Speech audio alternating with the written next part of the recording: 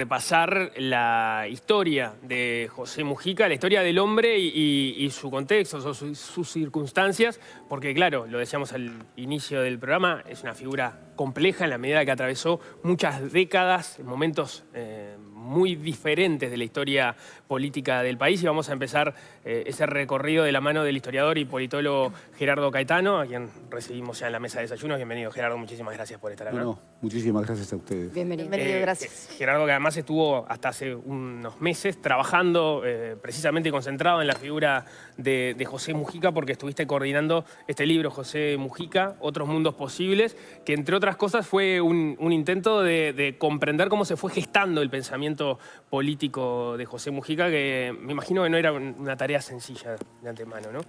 No, y además sobre todo en su clave internacional, que es una constante que estuvo desde siempre.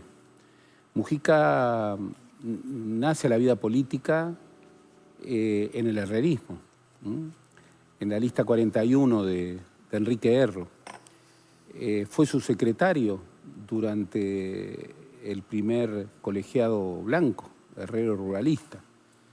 Luego se va con Erro, y son constructores de la Unidad Popular, que era aquel acuerdo con el Partido Socialista. Luego él toma un camino distinto, converge en el MLN. No puede considerarse que sea fundador, que esté entre los fundadores del MLN. Cae preso, la primera vez que cae preso, de las 4, cayó preso como, lo consideraron un preso... un asaltante. Un asaltante. Año 64. Año 64. Porque todavía la idea del MLN no estaba confirmada. Y bueno, luego caería 3 veces más. De esas 3 veces, en 2 oportunidades se fugaría de la cárcel. Y la cuarta fue, bueno, esa prisión que lo tuvo 12 años en condiciones inhumanas. Es muy impresionante ver que en determinado momento Mujica en la prisión pierde la razón. Y lo llevan al hospital militar, y la médica que lo recibe dice: miren, si ustedes a este hombre no le dan algo para leer y una huertita, este hombre se muere.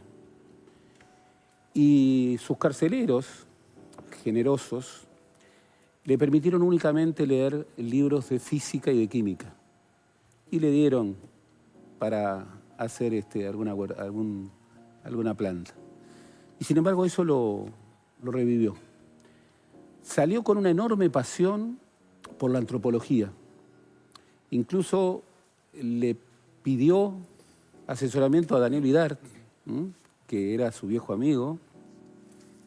Daniel Vidart tenía una metáfora preciosa sobre Mujica, decía que era un Quijote disfrazado de Sancho Panza.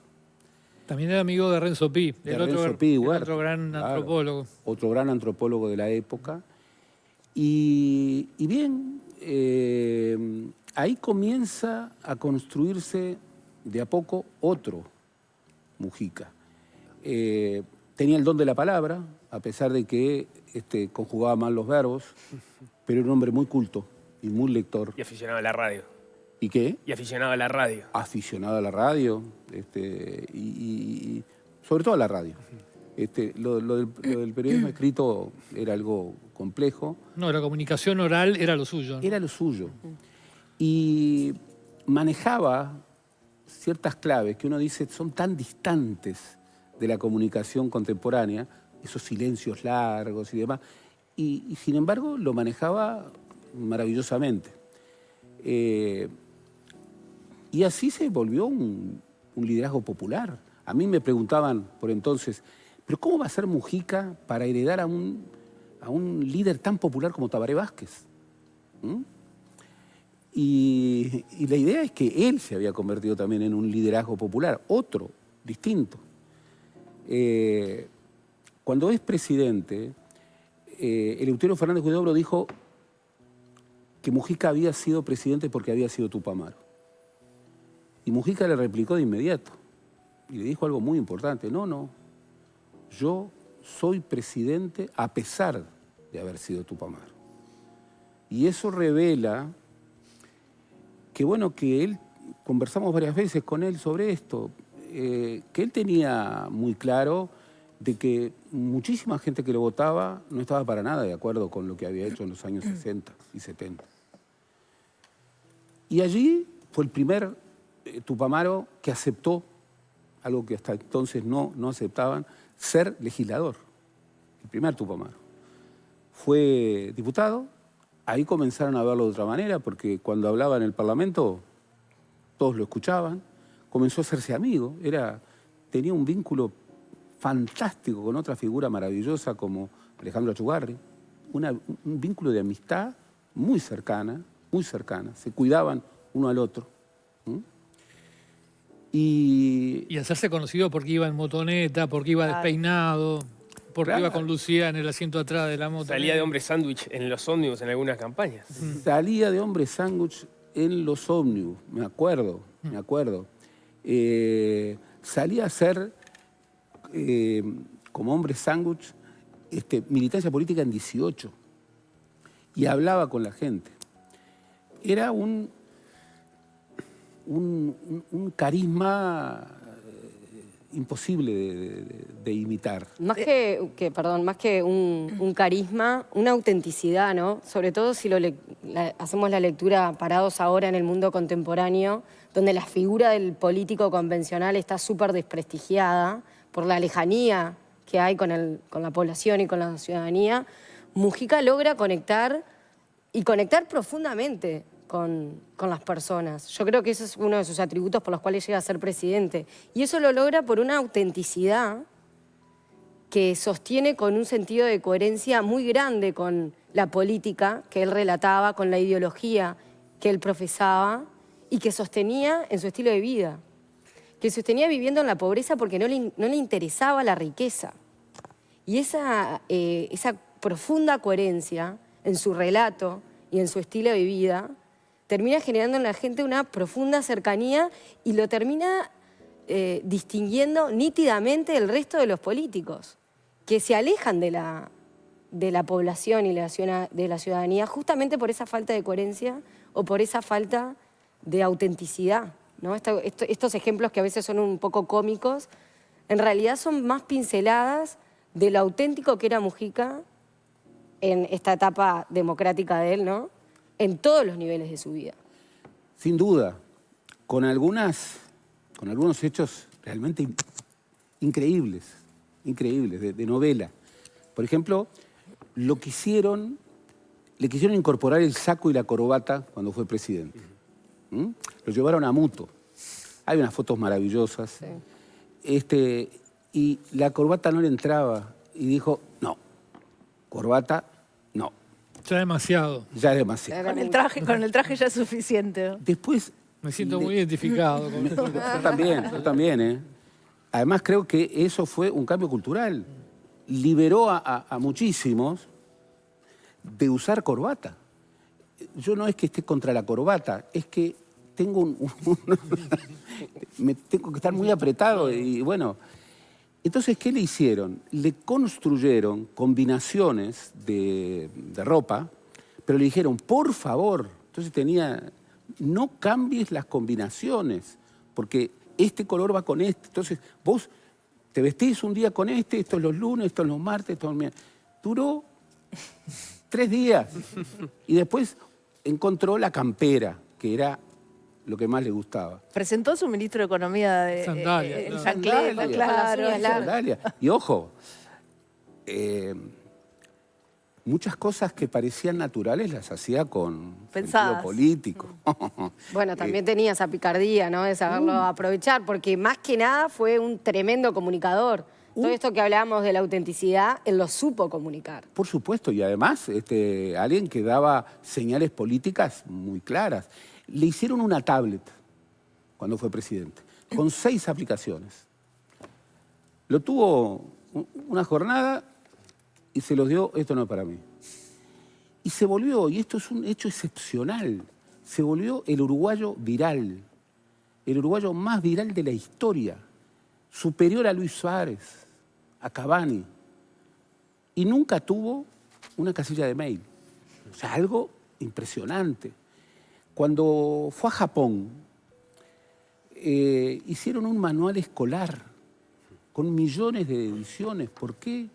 Por su discurso en Brasil más Río más 20. Sí. Ya estamos viendo allí en imágenes gente que empezó a llegar a Torre Ejecutiva, desde donde va a partir el cortejo a partir de las 10 de la mañana. Vamos a estar mirando eso mientras conversamos, Gerardo. Una duda que me surge mirando la historia de Mujica es cómo se procesa entre esa salida de la cárcel, la entrada del MLN al Frente Amplio, del MPP al Frente Amplio, y la conversión de Mujica en el líder del MLN, que no era necesariamente obvio. Vos decías, ni siquiera era un fundador, o no se puede decir que estaba entre los fundadores. Claramente en esa línea de... En algún momento se volvió una persona importante dentro del MLN, porque era uno de los rehenes de la dictadura, pero antes estaba Sendik, que es verdad muere en el 89, pero antes también estaba Fernández Huidobro, ¿no? Y sin embargo, él adquiere un protagonismo y se convierte en el líder de esa fuerza. La clave fue su don de la palabra, que era extraordinario. A veces uno lo escuchaba y decía, ¿cómo este hombre puede ser? Incluso sobre todo afuera. Un don de la palabra y un marco cultural. Quien lo conoció en la chacra, ustedes han ido a la chacra. La chacra era una casa de papel, como la novela de Domínguez, donde había pilas gigantescas.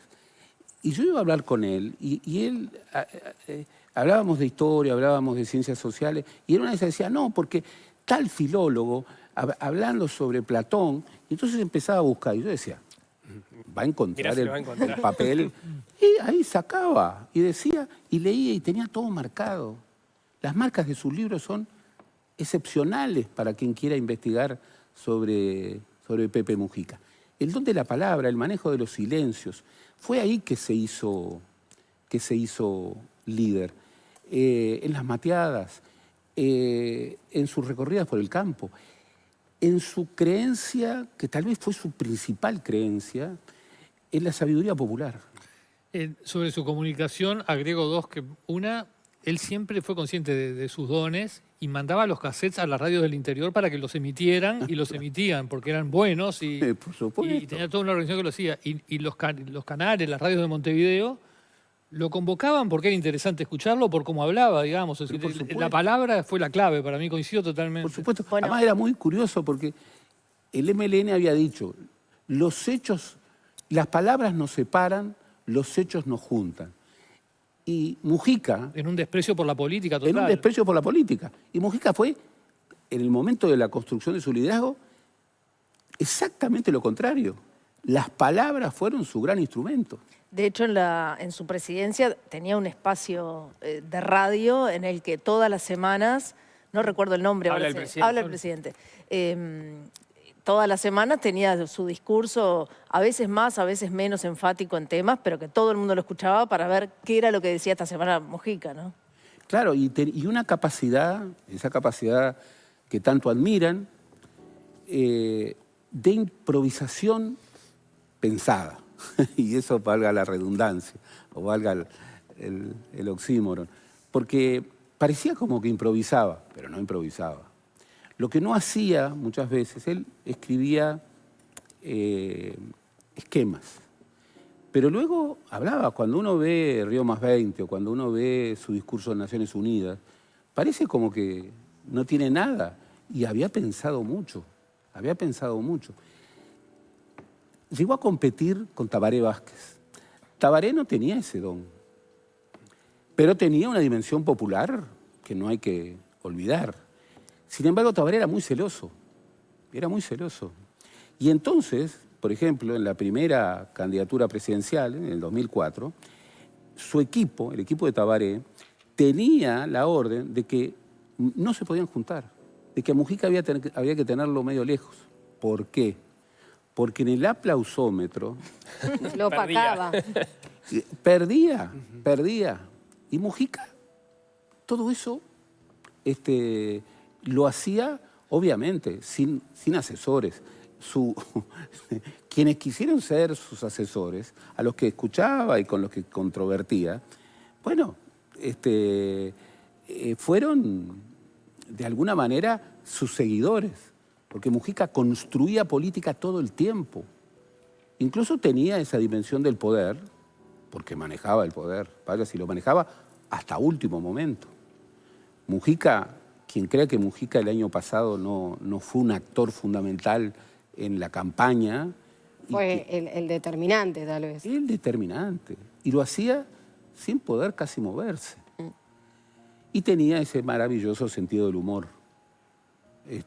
Me contaban que hace unos días, conversando con algunos amigos, decían, ¡ah!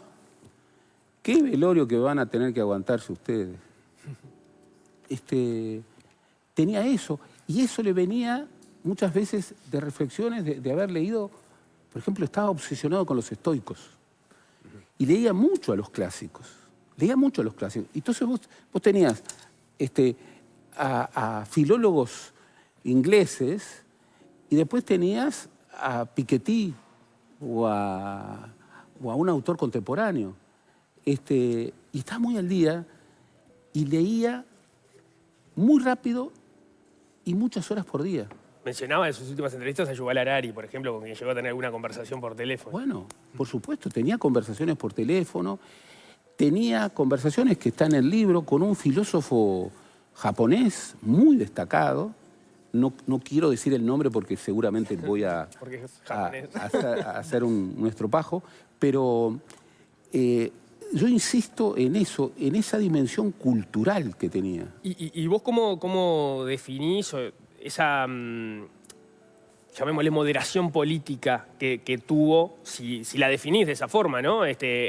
Sobre el final de su vida, pero que fue todo ese proceso, ¿no? De la lucha armada al movimiento que discutía si se integraba o no se integraba al juego democrático, que finalmente lo hace, pero él también hubo tendencias más radicales dentro del MLN en su momento cuando estaba toda esa discusión, al diputado, después senador, ministro que implicaba el giro a la izquierda dentro del gobierno del Frente Amplio y finalmente que termina ya parado en el otro costado del Frente Amplio, en alianza con lo que era la moderación dentro del Frente Amplio.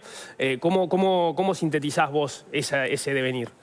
Bien, él era, siempre cuando hablábamos con él decía, ustedes no se olviden que yo soy un agricultor en el fondo. Y en verdad, lo que aprendió y lo que aprendía mirando a la naturaleza, no solamente eran metáforas, eran reflexiones hondas. Por eso esas cosas que decía, pero ¿y cómo se le ocurrió? Iba con el tractor e iba pensando. Miraba, por ejemplo, cómo volaban los pájaros o a las yeguas para ir a destiempo y decía, esto es un problema. Hablaba con todos, aprendía con todos. Hablaba con grandes empresarios y grandes empresarios, no solamente uruguayos, lo iban a ver y a conversar. Y hablaba con los trabajadores. Él, como decía muy bien su compañero en el ministerio, él no era ordenado, lo suyo no era el gobierno, no era la gestión, no le gustaba mandar.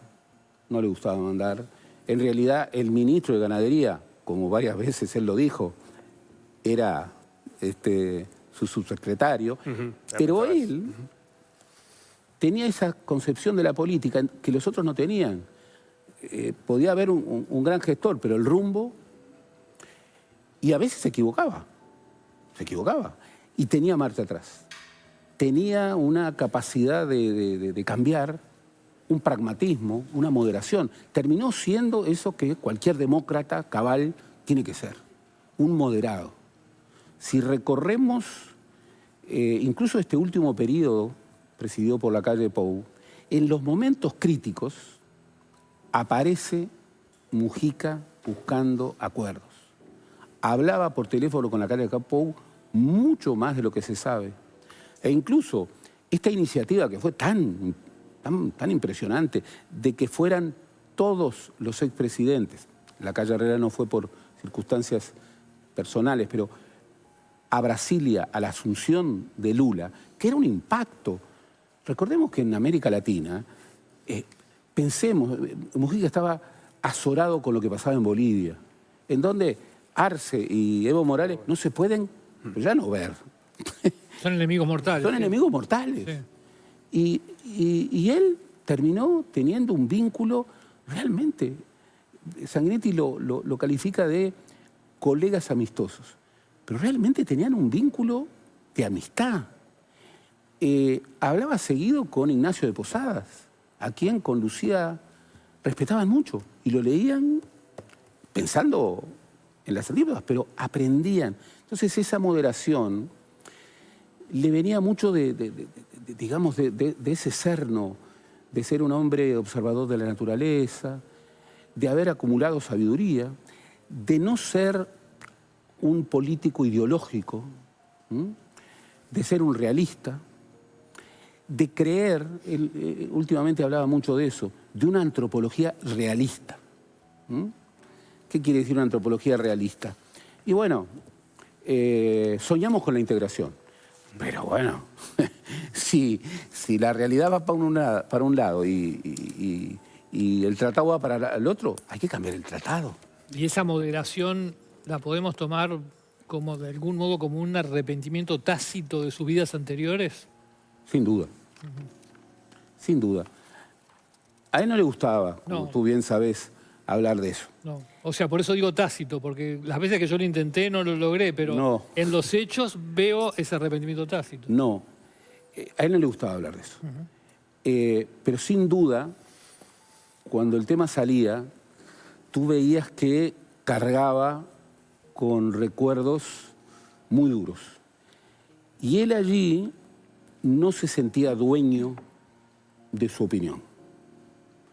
Creía que su opinión representaba, bueno, a un movimiento, a mucha gente, algunas de las cuales había fallecido, otras que tuvieron una vida que cambió normalmente. Entonces tenía mucho cuidado hasta prácticamente cerrar el tema, de hablar sobre ese asunto. Un día me llamó y me dijo, te tengo que contar una cosa que quiero que tú tengas, porque es una cosa que no se sabe. Cuando en el 72 la paz armada, la tregua armada, etcétera, etcétera, en esa cosa loca, ellos llegaron a reunirse con Sendik. Los que estaban presos... ¿Los dejaron salir? Los dejaron salir y entonces le dijeron a Sendik, a quien admiraba hasta el final, en su casa había muchos cuadros, incluso algunos muy, muy impresionantes. Por ejemplo, el lugar del Papa Francisco, el lugar del Padre Cacho, eran muy importantes entre los libros. Pero estaba Sendik en un lugar especial. Y decía él, ellos hablaban con admiración de Sendik, y decían que quisieron convencer a Sendik, bueno, mira, esto está terminado, tú tenés que ir al exterior y funcionar como el líder de un movimiento derrotado que se va al exterior. Y dicen que Sendik de ninguna manera aceptó, que dijo, yo me voy a quedar acá hasta el final, hasta que me maten, hasta que me pongan preso, yo voy a compartir la suerte de este movimiento que ha sido derrotado. Pero ese tema del pasado era un tema muy especial en él. Como tú sabes bien, tal vez mejor que nadie, que es un tema muy especial de quienes participaron en esa etapa del MLN, y a él le pesaba mucho. Por eso tenía esa responsabilidad que lo llevó, en el error o en el acierto, a un silencio a cal y canto. Gerardo, muchísimas gracias por estos minutos. No, muy amable. Muchísimas gracias. Muy interesante. A ustedes. Siempre para mí es un privilegio estar aquí. Muchas gracias. Para nosotros también. Gracias, muy amable.